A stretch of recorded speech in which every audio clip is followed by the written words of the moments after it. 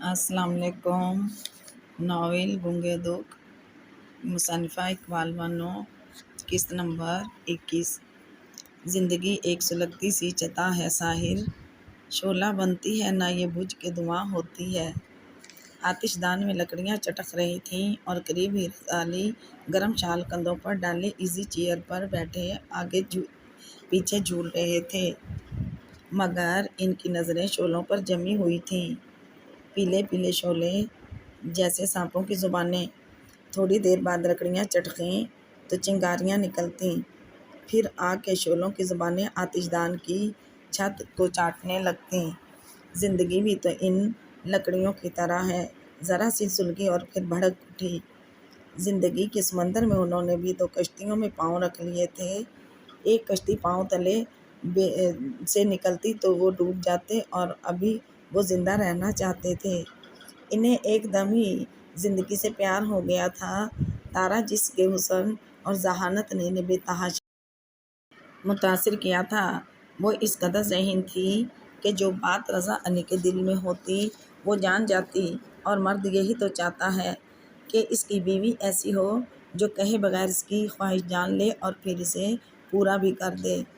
تارا ایسی ہی بیوی تھی، جبکہ سالیہ ڈر اور خوف کا غلاف چڑھائے رکھتی۔ انہیں احساس تھا کہ وہ خود بھی سالیہ کو اپنے قریب نہیں آنے دیتے۔ شاید انہیں سالیہ سے خوف آتا تھا، اگر اس نے سعیدہ کی جگہ لے لی تو بس سوچوں کے ترنم میں یہیں ٹوٹ جاتی۔ سالیہ نے تو سعیدہ کی جگہ نہ لی تھی، البتہ تارا نہایت تمراق سے اس جگہ پر قابض ہو گئی تھی، اور رضا علی نے کوئی احتجاج بھی نہ کیا تھا، بلکہ اپنے دل کی 12 دری کے سارے دروازے انہوں نے تارا کے لیے کھول دیے تھے۔ اپنے نصیب کی بات ہے، تارا کا نصیب اونچا تھا اور سالیہ تو تھی ہی بد نصیب، پھر وہ گلہ کس سے کرتی۔ سالیہ کو میکے گئے پورے 16 روز ہو چکے تھے۔ انہیں یقین تھا سالیہ نے گزری کل ان کا انتظار کیا ہوگا کہ انہوں نے 2 ہفتے بعد آنے کا کہا تھا، مگر نہ جا سکے تھے۔ عجیب بات تھی، کسی اور سے وعدہ کرتے تو جب تک وعدہ پورا نہ کر لیتے تب تک چین نہ آتا، وعدے کو پورا کرنے کے لیے وہ جان دینے سے بھی دریغ نہ کرتے، آندھی ہو یا طوفان اپنا وعدہ پورا ضرور کرتے۔ مگر سالیہ جن سے پہلے کبھی کوئی وعدہ نہ کیا تھا، کبھی ان کے ہاتھ تھام کر ان کی آنکھوں سے مے پیتے ہوئے کوئی عہد نہ کیا تھا، اور اب پہلا وعدہ کیا تھا وہ بھی پورا نہ کر سکے۔ البتہ اسے 2 کورے کاغذ ضرور پوسٹ کیے تھے، حالانکہ ان کا جی چاہتا تھا کچھ لکھیں سالیہ کو، مگر کیا یہ لفظ کیا ان کے سوچوں کے تالاب میں پتھر بن کر گرتا اور وہ کورا کاغذ لفافے میں ڈال دیتے۔ احسن کی یاد ان کے دل میں چٹکیاں لیتی۔ احسن، ان کا بیٹا، جس کو گول گول آنکھوں میں انہوں نے اپنے لیے محبت ہی محبت دیکھی تھی، اس وقت انہیں احسن کی ننھی ننھی باہیں بہت یاد آ رہی تھیں۔ احسن بیٹا، میں بہت اداس ہوں، اپنی مما سے کہو تمہیں لے کر آ جائیں۔ انہوں نے دل ہی دل میں بیٹے کو مخاطب کیا۔ یہ مرد کی فطرت بھی عجیب ہے، اسے عورت چاہے پسند نہ ہو، مگر جب وہ اس کے بچے کی تخلیق کرتی ہے تو ناپسندیدہ ہستی کی تخلیق آپ ہی آپ پیاری لگتی ہے، دل کے گوشے گوشے میں جذب ہو جاتی ہے وہ تخلیق، مگر تخلیق کار کا دل میں جذب ہونا دور کی بات، اس کے لیے دل میں جگہ ہی نہیں بنتی۔ جیسے پہلے دن ہی درِ دل پر دستک نہ دینے دی جائے، پھر وہ دل میں کیسے آ سکتا ہے؟ کیسے اصول ہیں مرد کے؟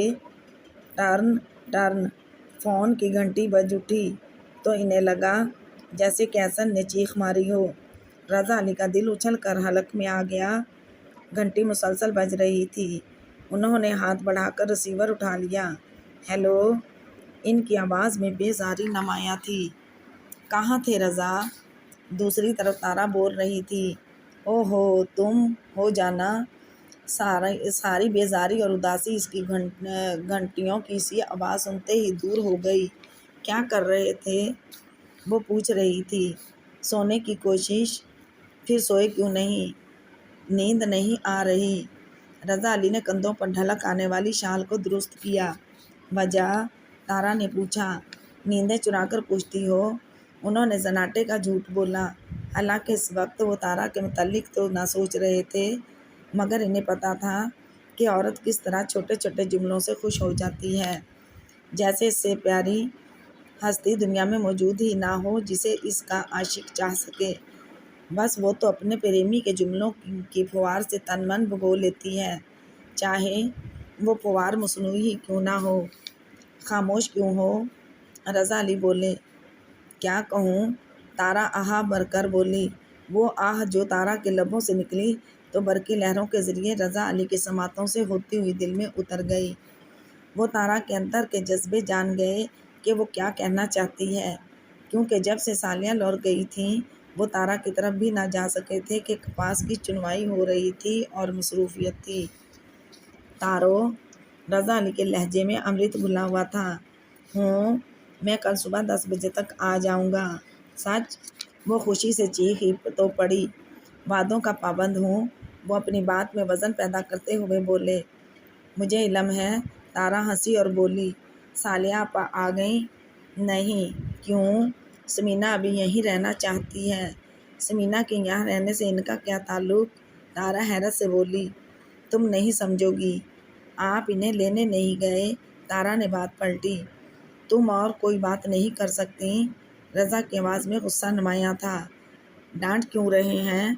تارا بچوں کی طرح ٹھنک کر بولی تو وہ ہنس دیے۔ ہو نا، گھڑی میں تولا گھڑی میں ماشا، تارا نے دل ہی دل میں کہا، مگر بول نہ سکی۔ اسے پتہ تھا کہ وہ ہتے سے اکھڑنے میں دیر نہیں لگاتے۔ تو پھر آپ کل آئیں گے نا؟ تارا نے جلدی سے کہا۔ انشاءاللہ۔ پھر خوبصورت جملوں، جذباتی باتوں کی پھوار کے بعد رضا علی نے سلسلہ منقطع کر دیا، حالانکہ جی تو نہ چاہ رہا تھا۔ رضا علی گیلانی صبح سویرے سیٹی پر شوخ دھن بجاتے ہوئے قد آور آئینے کے سامنے کھڑے بالوں میں برش کر رہے تھے کہ حلیمہ بی بی آ گئیں۔ کہیں جا رہے ہو پتر؟ کوئی کام تھا ماں جی؟ انہوں نے پلٹ کر پوچھا۔ اگر فرصت ہو تو؟ انہوں نے بیٹے کو دیکھا جو سفید شلوار سوٹ اور براؤن کوٹ میں بہت ہی اچھے لگ رہے تھے۔ فرصت تو نہیں ہے؟ رضا علی کی آنکھوں میں شوخی اور لبوں پر مسکراہٹ تھی۔ حلیمہ بی بی نثار ہو تو گئیں، آج انہوں نے عرصے بیٹے کو اس طرح خوش دیکھا تھا، ورنہ وہ تو ہنسنے مسکرانے کے معاملے میں بھی بخیل ہو گئے تھے۔ بہت خوش ہو؟ ہاں ماں جی۔ رضا علی نے ماں کے گلے میں بازو پرو کر سر ان کے کندھے سے ٹکا دیا۔ خدا تمہیں خوش رکھے۔ ماں کا رواں رواں دعا بن گیا۔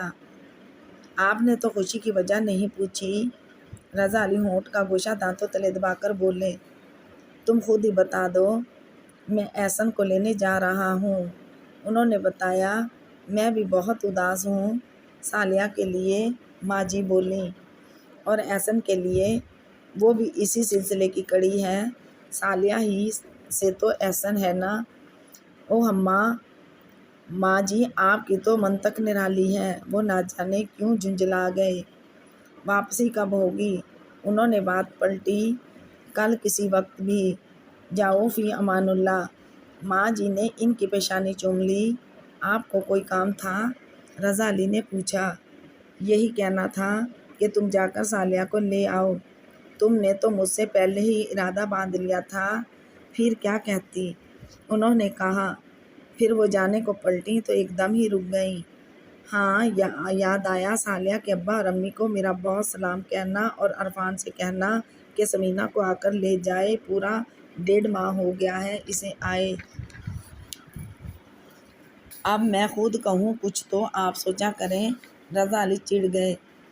جب تم اپنی انا اور خودداری کو پس پش ڈال کر اپنی بہن کے تقاضے اس سے منوا سکتے ہو تو یہ نہیں کہہ سکتے کہ سمینا کہہ رہی ہے اسے لے جاؤ۔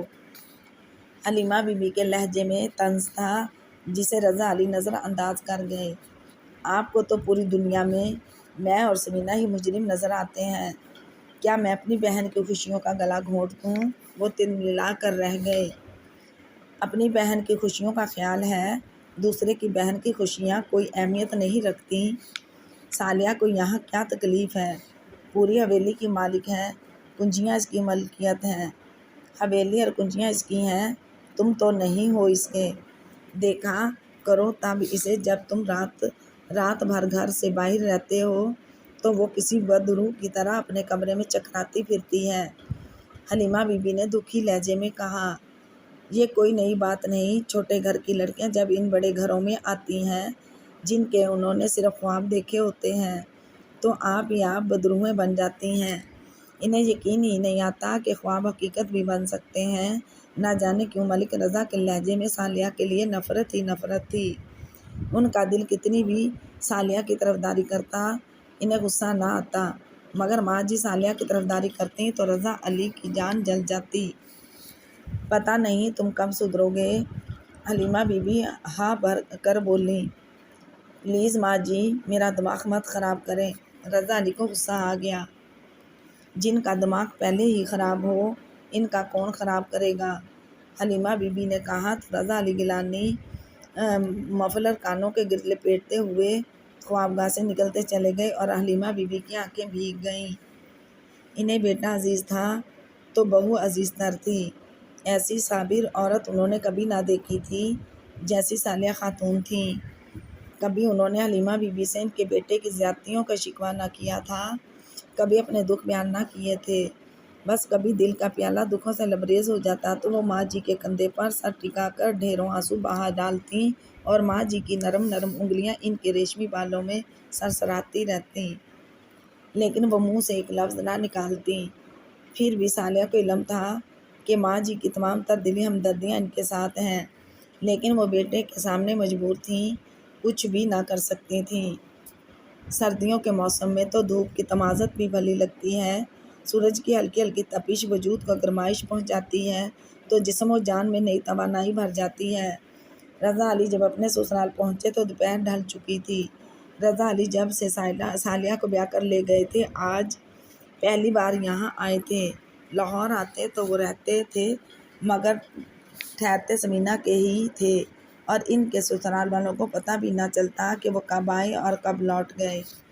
اپنی عمارت اور اعلیٰ خاندان کا انہیں اس قدر فخر و غرور تھا کہ اپنے سسر اور ساس کو سلام کرنے بھی نہ آتے تھے، اور نہ ہی انہوں نے کبھی نواب پور جا کر صالحہ کو بتایا تھا کہ وہ لاہور گئے تھے۔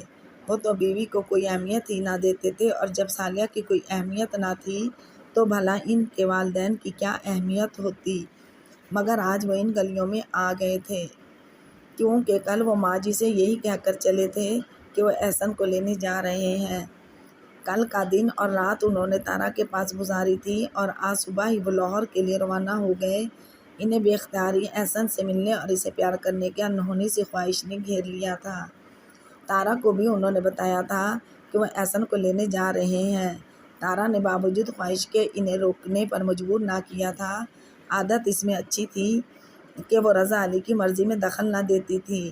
وہ جو کہتے آنکھیں میچ کر ان کی بات کو تسلیم کر لیتی، چاہے دل تسلیم نہ کرتا۔ اسے پتہ تھا کہ اگر وہ شوہر کی ہاں میں ہاں نہیں ملائے گی تو پھر کہیں کی نہ رہے گی۔ البتہ باتوں باتوں میں وہ کوئی تیکھا جملہ ضرور کہہ دیتی کہ رضا علی بل کھا کر رہ جاتے، مگر دوسرے لمحے ان کی گردن میں پڑا کہ باہوں کا ہار ان کے سارے بل نکال دیتا۔ اور جب صبح انہوں نے تارا سے لاہور جانے کا ذکر کیا تھا تو وہ بولی تھی، کیوں جا رہے ہیں آپ؟ تم ہی نے تو کہا تھا کل کہ میں صالحہ کو لینے نہیں گیا۔ انہوں نے یاد دلایا تو میرے کہنے پر جا رہے ہیں۔ تارا کے لہجے میں شک تھا۔ بالکل، رضا نے تارا کے ریشمی بالوں کو ہاتھ پر لپیٹتے ہوئے شیریں لہجے میں کہا۔ کتنا دوگلا ہے مرد، پہلے ایک عورت سے کہا کہ تمہاری خاطر صالحہ کو لینے جا رہا ہوں۔ رضا علی نے حلیمہ بی بی سے یہی کہا تھا اور اب تارا سے کہہ رہے تھے کہ اس نے کہا تھا تو اس لیے وہ جا رہے ہیں۔ بی اماں دھوپ سینکتے ہوئے احسن کا سویٹر بن رہی تھیں اور قریب ہی کرسی پر بیٹھا عدنان ننھے احسن سے باتیں کر رہا تھا۔ وہ کوئی گول گول آنکھیں گھماتے ہوئے عدنان کو اس طرح دیکھ رہا تھا جیسے اس کی بات سمجھ رہا ہو۔ جب سے احسن اس گھر میں آیا تھا گھر کے مکینوں کو کھلونا مل گیا تھا، سب کے دل کا قرار تھا۔ وہ صالحہ اپنے کمرے میں تھیں، اب جو دروازے پر دستک ہوئی تو ان کا رواں رواں کان بن گیا۔ ہر دستک پر آہٹ پر انہیں نہ جانے کیوں رضا علی کا گمان ہوتا۔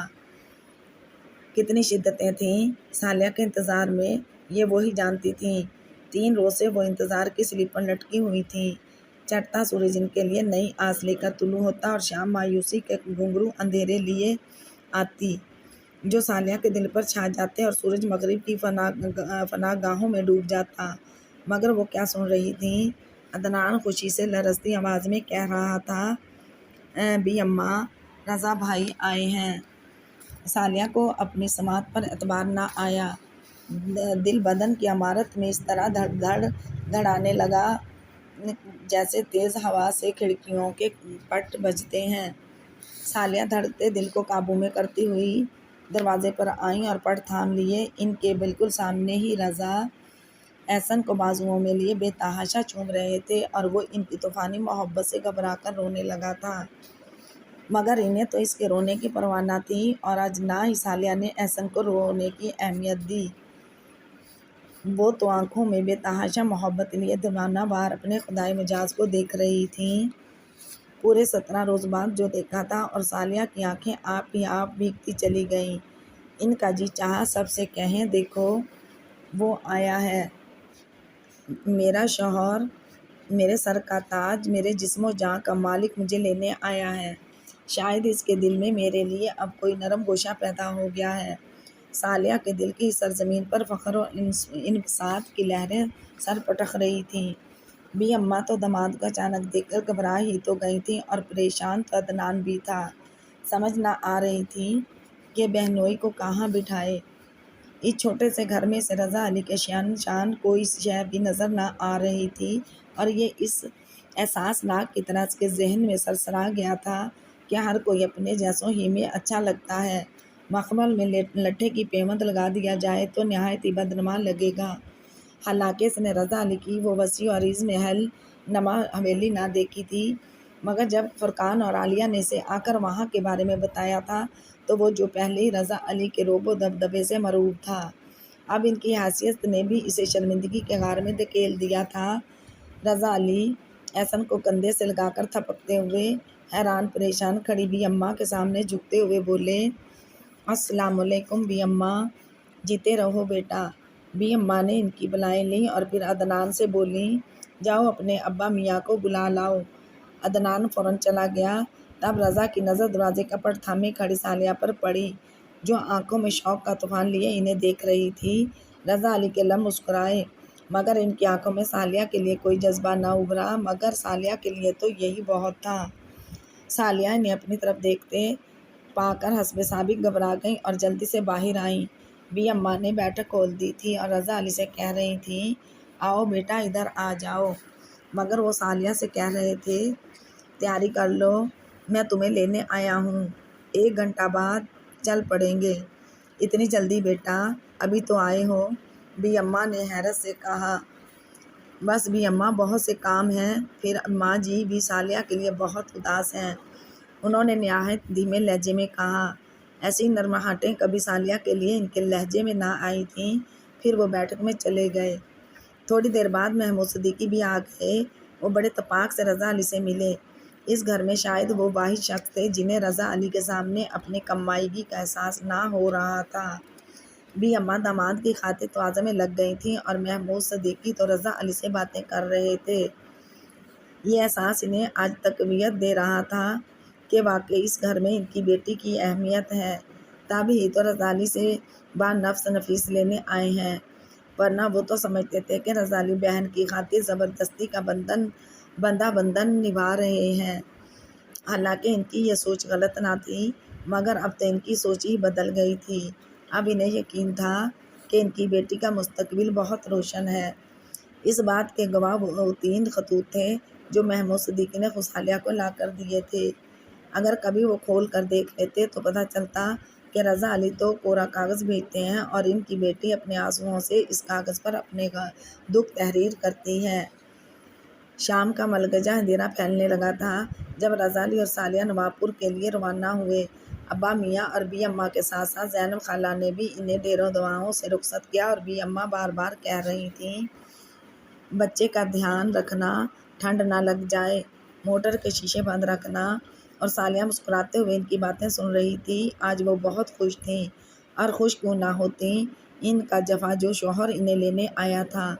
موٹر گلی سے نکل کر سڑک پر آئی تب رضا علی سڑک پر نظریں جمائے جمائے بولے، بہت دل لگ گیا تھا یہاں، نہیں دل لگا یہاں، سالیہ کے لب پھڑکے۔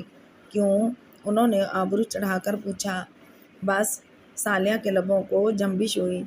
حالانکہ وہ کہنا چاہتی تھی کہ وہ اس 10 کنال کے قفس کی اتنی عادی ہو چکی ہیں کہ آزاد فضاؤں میں ان کا دم گھٹتا رہا ہے، اور یوں بھی اب ان کی یہ کیفیت تھی جیسے کسی پرندے کے پر کاٹ کر فضا میں اڑا دیا جائے۔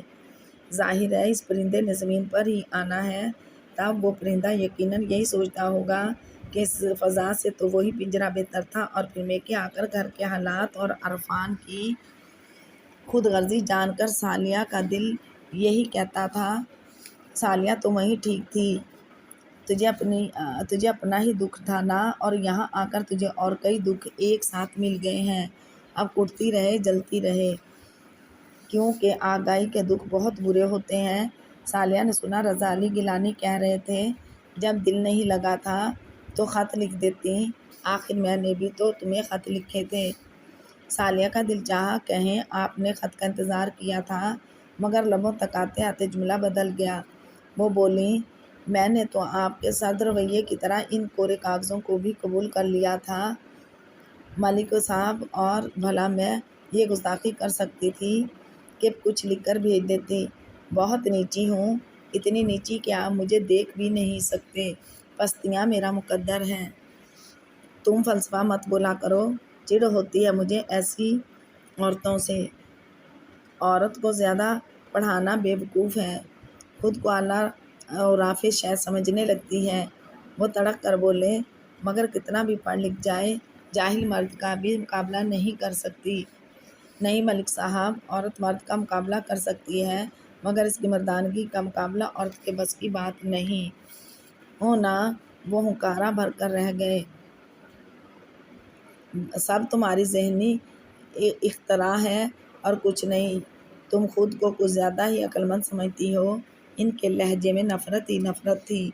جب سالیہ کی بات ان کے دل کی دیواروں کو چھونے لگتی تھی تو وہ یوں ہی بھڑک اٹھتے تھے۔ سالیہ نے کچھ نہ کہا اور گود میں سوئے ہوئے احسن کے چہرے پر نظریں جما دیں۔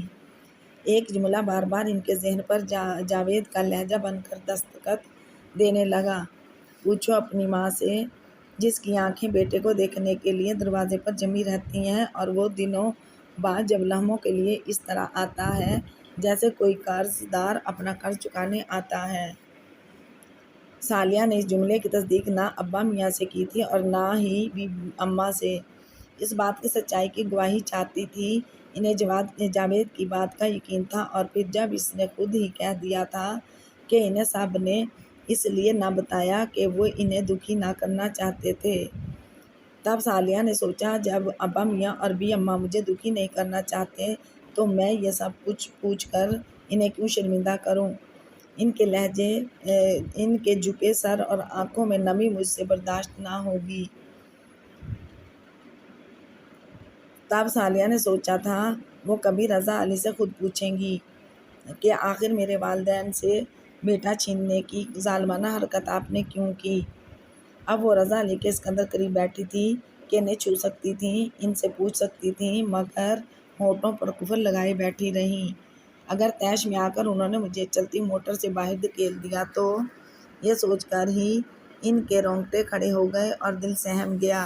انسانی فطرت بھی عجیب ہے، بارہا موت کے بارے میں سوچتا ہے کہ مر جائیں تو دنیا کے عذابوں سے جان چھوٹے، یہ ہو وہ ہو، مگر جب موت اور زندگی کے درمیان تھوڑا سا بھی فاصلہ دکھتا ہے تو ہاتھ زندگی کی طرف ہی بڑھتا ہے۔ یہی حال سالیہ کا بھی تھا، وہ بھی زندہ رہنا چاہتی تھیں۔ اب احسن کی پیدائش کے بعد انہیں اپنا آپ معتبر لگنے لگا تھا، وہ خود کو پسند کرنے لگی تھیں۔ رات کے تقریباً 11 بجے کا وقت تھا جب وہ نواب پور پہنچے تھے۔ سردی اپنے عروج پر تھی، سرد ہواؤں کی کاٹ بہت ظالمانہ تھی۔ سالیہ نے احسن کو اچھی طرح لپیٹ کر سینے سے چمٹایا ہوا تھا۔ رضا علی گیلانی ڈرائیور کو گاڑی لاک کرنے کا کہہ کر اندر خوابگاہ میں جانے کی بجائے ماں جی کے کمرے کی طرف بڑھے، سالیہ بھی ان کے پیچھے پیچھے تھی۔ حلیمہ بی بی کے کمرے میں روشنی تھی، جس کا مطلب تھا وہ جاگ رہی تھیں، اور بھلا وہ کیوں نہ جاگتیں، وہ تو صبح ہی سے بیٹے کی واپسی کی منتظر تھیں۔ لمحہ لمحہ انہوں نے گھڑی کی سوئیوں کو دیکھتے ہوئے گزارا تھا، طرح طرح کے وسوسوں نے ان کے ذہن کو جکڑا ہوا تھا، اور وہ وسوسہ جو بار بار ذہن کے ہر روزن سے در آتا تھا۔ رب خیر کرے کہیں ایکسیڈنٹ نہ ہو گیا ہو۔ انہیں تو یہ یقین تھا کہ رضا کو صالحہ اتنی پیاری کب نہیں ہو سکتی۔ وہ ان کے میکے میں 2 راتیں گزارے اور نہ ہی اس کے میکے والے اتنے عزیز ہو سکتے ہیں کہ ان کی محبت رضا علی کو جکڑے۔ شام ڈھلے انہوں نے بہو اور بیٹے کی یاد چھوڑ دی تھی، مگر اب وہ آدھی رات کے وقت ان کے سامنے تھے۔ رضا علی نے ماں کے قدموں کو چھو کر سلام کیا، پھر صالحہ حلیمہ بی بی سے لپٹ گئیں اور اس مہربان ماں جیسی ساس کے محبت بھرے بازوؤں میں سمٹ کر صالحہ کو عجیب سے تحفظ کا احساس ہوا تو احساس تشکر سے ان کی آنکھیں بھیگ گئیں۔ ماں جی بہت تھک گیا ہوں، اجازت دیں مجھے۔ رضا علی بیزاری سے بولے، کھانا لگواؤں؟ انہوں نے پوچھا۔ بھوک نہیں ہے، میں سونا چاہتا ہوں، جاؤ آرام کرو، حلیمہ بی بی محبت سے بولیں تو رضا علی شب بخیر کہتے ہوئے چلے گئے۔ تب حلیمہ بی بی نے صالحہ کا آنسوؤں سے تر چہرہ اپنے ہاتھوں میں لے کر بوسوں کی بوچھاڑ کے دوران کہا، بہت دن لگا دیے، میری یاد بھی نہ آئی تمہیں؟ بہت یاد آتی تھیں آپ، پھر آ جاتیں، کوئی لینے آتا تو۔ ارے احسن کو تو دو ابھی تک دو، وہ ابھی تک لیے کھڑی ہو۔ انہوں نے احسن کو ان کی گود سے لے لیا اور اسے چومتے ہوئے بولیں، آج رات اسے میرے پاس رہنے دو، ویسے ہی تم تھکی ہوئی ہو، وہ تنگ کرے گا۔ جیسے آپ کی مرضی۔ صالحہ نے سر جھکا دیا۔ حیات بی بی کو جگا دیتی ہوں، کھانا لگا دے۔ بھوک نہیں ہے ماں جی۔ کیوں؟ انہیں حیرت تھی کہ بہو اور بیٹے کو بھوک کیوں نہیں ہے۔ آپ کو دیکھ کر طبیعت سیر ہو گئی۔ صالحہ نے ان کے گال سے گال رگڑتے ہوئے کہا، تو وہ نثار ہی تو ہو گئیں، پھر بھی کچھ تو کھا لو لودھی رانی۔ راستے میں تکے اور کباب کھا لیے تھے، اب بالکل خواہش نہیں رہی۔ جو تمہاری مرضی، حلیمہ بی بی نے احسن کو بستر پر لٹاتے ہوئے کہا، پھر صالحہ کی طرف پلٹ کر ذرا رازداری سے کہنے لگیں، رضا کا رویہ تو صحیح رہا نا؟ جی لگتا ہے انہیں میری طرف آنے کا راستہ مل گیا ہے، خدا کرے ایسا ہی ہو، مجھے تو یہی محسوس ہوتا ہے، خود ہی گیا ہے تمہیں لینے۔ دی رانی، ایک بار مرد مٹھی میں آ جائے تو پھر مٹھی کو مضبوطی سے بند کر لینا چاہیے، ورنہ ذرا مٹھی کھلی نہیں اور وہ جگنو کی طرح اڑا نہیں۔ انہوں نے کہا تو صالحہ نے بڑی مشکل سے اپنی ہنسی کو ضبط کیا۔ وہ کہنا چاہتی تھیں، ماں جی ابھی تو رضا میری مٹھی کے قریب ہی نہیں آئے کہ انہیں وکید کر لوں۔ پتہ نہیں وہ کون سا دن ہوگا جب میں یہ دعویٰ کر سکوں گی کہ ملک صاحب میری مٹھی میں ہیں۔ اور جب صالحہ خاتون اپنی خوابگاہ میں آئیں تو نہ جانے کیوں ان کے قدم لڑکھڑا گئے۔ ان کا جی چاہا کہ اپنے کمرے کی ایک ایک چیز سے لپٹ کر روئیں۔ انہیں محسوس ہوا جیسے کمرے کی ہر شے ان کا استقبال کرتے ہوئے کہہ رہی ہو، آؤ آؤ، ہم تمہارے لیے بہت اداس ہیں، سمیٹ لو ہمیں باہوں میں، لگا لو ہمیں سینے سے، ہم تمہارے منتظر ہیں۔ صالحہ کو لگا جیسے واقعی وہ اپنے گھر میں آ گئی ہوں۔ تب انہوں نے ہونٹ کچلتے ہوئے کمرے میں نظریں گھمائیں تو پلنگ پر جا کر ان کی نگاہیں جم گئیں۔ رضا علی گیلانی گردن تک شنیل کی رضائی اوڑھے گہری نیند سوئے ہوئے تیز روشنی میں نہایت اچھے لگ رہے تھے۔ ان کے بال ان کی روشن پیشانی پر بکھرے ہوئے تھے۔ ہمیشہ کی طرح صالحہ کا جی چاہا ان کے بکھرے ہوئے بال سنوار دیں، مگر وہ چاہتے ہوئے بھی ایسا نہ کر سکیں۔ باہر ہواؤں کا شور بڑھ گیا تھا اور بالکل ایسا ہی شور صالحہ کے اندر بھی پھیل گیا۔ صالحہ نے روم ہیٹر آن کیا اور لباس بدلے بغیر ہی پلنگ پر آ گئیں۔ وہ نہایت تھک گئی تھیں۔ اگر رضا علی چاہتے تو محبت کے 2 بول بول کر ان کی تھکن اتار سکتے تھے، مگر وہ تو دنیا ہی سے بیگانے ہوئے سو رہے تھے۔ صالحہ نے لائٹ آف کر کے ٹیبل لیمپ کا بٹن دبا دیا تو خوابناک سی روشنی نے کمرے کے ماحول کو نہایت رومانٹک بنا دیا۔ صالحہ نے پاؤں کی طرف پڑی دوسری رضائی اٹھانے کے لیے ہاتھ بڑھایا ہی تھا کہ رضا علی جاگ گئے اور ہاتھ اونچا کر کے انہوں نے صالحہ کو اپنی گرم گرم رضائی میں چھپا لیا، جہاں رضائی کی گرمی سے زیادہ رضا علی کے سانسوں کی گرمی تھی۔ یہ سب کچھ اچانک ہی ہو گیا تھا، جیسا کہ اکثر ہوتا رہتا تھا، مگر آج تھکن کے باوجود بھی رضا علی محبت جتانا چاہتے تھے، صرف اس لیے کہ وہ صالحہ کو کسی قسم کے شک میں مبتلا نہ کرنا چاہتے تھے۔ اب بھی وہ تھکن سے چور چور تھے، مگر صالحہ کو باہوں میں بھیجتے ہوئے کہہ رہے تھے، آئندہ لاہور مت جانا۔ کیوں؟ صالحہ نے گھٹی گھٹی آواز میں پوچھا۔ دل جو چاہتا ہے اس کی وجوہات نہیں بتاتا، اس لیے میں بھی تمہیں کچھ نہیں بتا سکتا۔ رضا علی کا لہجہ جذبات کی شدت سے بوجھل تھا اور صالحہ نے مدہوش ہو کر ان کے مہکتے سینے میں چہرہ چھپا لیا۔ رضا علی نے اپنے انداز میں ذرا لچک پیدا کر دی تھی۔ اب وہ بلا وجہ صالحہ کو گھرکتے نہ تھے کہ ان کا خون خشک ہو جاتا، جھڑکتے بھی نہ تھے، باقی انداز وہی پرانے ہی تھے۔ گھر سے غائب رہنا اور صالحہ کو ان کا انتظار بخشنا، پھر رضا علی کا بدلا بدلا انداز ہی تو تھا جس نے صالحہ کو یہ حوصلہ بخشا تھا کہ کچھ پوچھ ہی لیتی۔ اس روز وہ رضا علی کو چپل پہناتے ہوئے کہہ رہی تھیں، ایک بات پوچھوں آپ سے؟ پوچھو۔ نہ جانے وہ کس رنگ میں تھے۔ آپ نے کس کی خواہش پر عرفان کو ابا میاں سے علیحدہ کیا؟ حوصلہ کر کے صالحہ نے کہہ دیا، کیا کہنا چاہتی ہو؟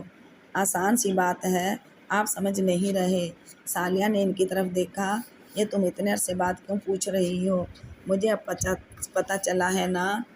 تم خود سوچو، سمینہ اس گھر میں رہ سکتی تھی بھلا؟ ان کا لہجہ اب بھی دھیما ہی تھا۔ آخر اور بھی تو رہتے ہیں، صالحہ نے آہستہ سے کہا۔ اوروں میں اور سمینہ میں بہت فرق ہے، وہ میری بہن ہے، کسی ٹٹ پونجیے کی بہن نہیں۔ آئی سمجھ؟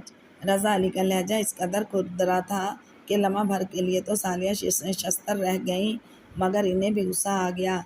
سمینہ کو پہلے سوچنا چاہیے تھا جب اس نے عرفان کو چاہا تھا کہ اس کی حیثیت کیا ہے۔ جوانی وہ سیلاب ہے جو کوئی بندہ برداشت نہیں کرتی، سوچنے سمجھنے کی ساری صلاحیتیں مفلوج ہو کر رہ جاتی ہیں، اور پھر اس میں بچپنا بہت ہے، آہستہ آہستہ سمجھ آتی ہے۔ آپ تو سمجھدار ہیں صالحہ، میں نہ جانے کہاں سے حوصلہ آ گیا تھا جو وہ سوال پر سوال کر رہی تھیں۔ دیکھو صالحہ، میں نے جو کیا بہتر کیا۔ تمہارے والدین چاہتے تو رہ سکتے تھے سمینہ کے ساتھ، مگر وہ جس طریقہ زندگی کے عادی ہیں بدل تو نہیں سکتے اپنا چلن۔ کوا ہنس نہیں بن سکتا۔ وہ کرسی سے اٹھ کھڑے ہوئے۔ ملک صاحب، صالحہ کی تو آواز ہی نہ نکل رہی تھی۔ مت گرجو، حقیقت سے نظریں ملانے کی عادت ڈالو۔ وہ چیخے، آپ مجھے جو کچھ کہہ لیں مگر اپنے والدین کی گستاخی میں برداشت نہیں کر سکتی۔ کیا کر لو گی؟ رضا علی نے اپنے شکرے جیسے ہاتھ میں ان کی گردن دبوچ لی۔ صالحہ کی سسکی نکل گئی، جس مقام پر ہو وہیں رہو، زیادہ ٹر ٹر کرنے کی کوشش کی تو کاغذ پکڑا کر بھیج دوں گا، رہ لینا اس ڈربے میں۔ وہ صالحہ کی آنکھوں میں دیکھتے ہوئے نہایت نفرت سے کہہ رہے تھے۔ ان کے لہجے میں اتنی سختی تھی کہ صالحہ کو اپنی ریڑھ کی ہڈی میں کوئی ٹھنڈی شے اترتی محسوس ہوئی۔ اور یہ یاد رکھو، آئندہ تم میکے نہیں جاؤ گی، جانا تو پھر وہیں رہنا ہمیشہ کے لیے۔ میں عورت کا زیادہ اونچا بولنا پسند نہیں کرتا۔ آئی سمجھ؟ انہوں نے ایک جھٹکے سے صالحہ کو دھکا دیا، وہ بیڈ پر جا گریں اور خود وہ لمبے لمبے ڈگ بھرتے ہوئے خوابگاہ سے نکلتے چلے گئے۔ رضا علی اس طرح گئے تھے جیسے صالحہ کا دل رونتے ہوئے جا رہے ہوں، اور صالحہ بازوؤں میں چہرہ چھپا کر بلک پڑی۔ ان کا جی چاہ رہا تھا کہ گلے میں دوپٹے کا پھندا ڈال کر پنکھے سے لٹک جائیں۔ اف، اتنی تہذیب! ان کا ذہن چٹخ رہا تھا۔ کتنی مشکلوں سے ان 4 ماہ میں انہوں نے خود کو رضا علی سے بات کرنے کے لیے تیار کیا تھا۔ وہ اب بھی ان کے رویے نے ان میں اتنا حوصلہ پیدا کیا تھا۔ جب سے وہ میکے سے آئی تھیں رضا علی کا انداز ایک دم ہی بدل گیا تھا، پتہ نہیں کیسے ایک دم ہی ان کے انداز نرماہٹیں پیدا ہو گئی تھیں۔ یہ بات تھی کہ وہ چاؤ چونچلے نہ کرتے، مگر پہلے کی طرح ہر وقت ڈانٹتے بھی نہ تھے۔ البتہ ہفتے میں وہ 2 روز وہ نواب پور سے باہر گزارتے، اور انہوں نے صالحہ سے صاف اعتراف کر کے کہا تھا کہ پہلے تو ڈیرے پر محفلیں جما لیتے تھے، اب وہ شہر جاتے ہیں، دوستوں کے ساتھ اچھا وقت کٹ جاتا ہے، ایک ہی روٹین سے بوریت ہوتی تھی۔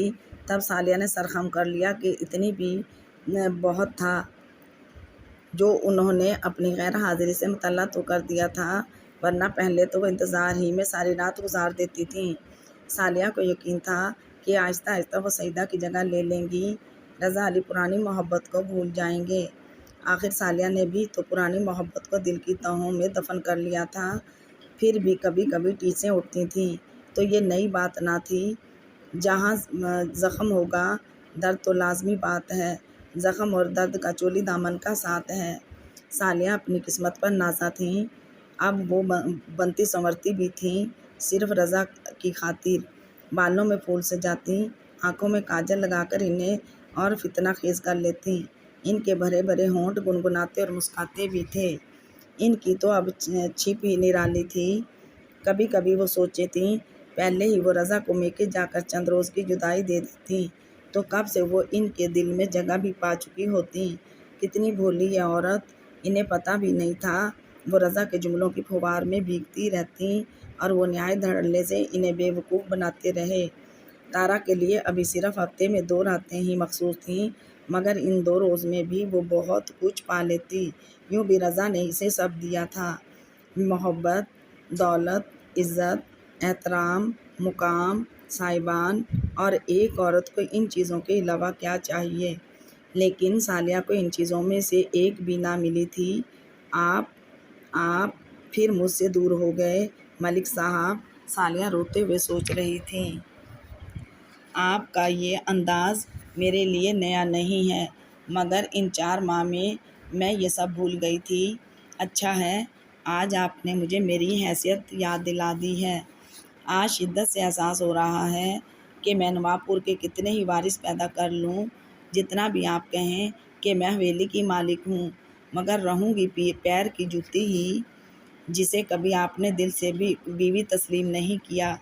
لے ڈوبے گا آپ کا یہ غرور، ڈھہ جائے گا فخر و غرور کا یہ تاج محل، اور مجھے یقین ہے کہ پھر بھی آپ کا کچھ نہ بگڑے گا۔ پسے گی تو سالیہ اور اس کے بچے اس تاج محل کے ملبے تلے، خدا وہ وقت نہ لائے کہ میں زندہ رہوں۔ سالیہ روتی رہیں، سسکتی رہیں، اور ان کی آنکھوں سے آنسو نکل نکل کر چنگاریوں کی صورت گریبان میں گرتے رہے۔